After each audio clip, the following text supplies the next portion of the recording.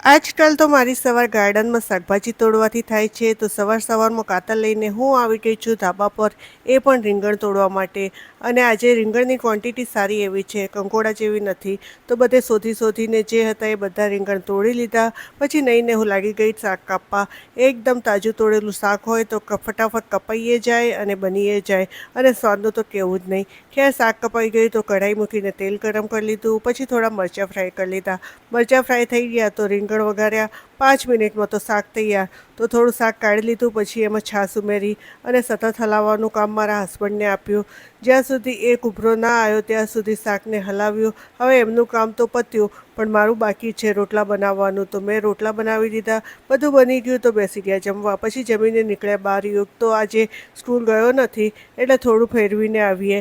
ફરીને આવ્યા પછી થોડીવાર ઊંઘી ગયા હતા.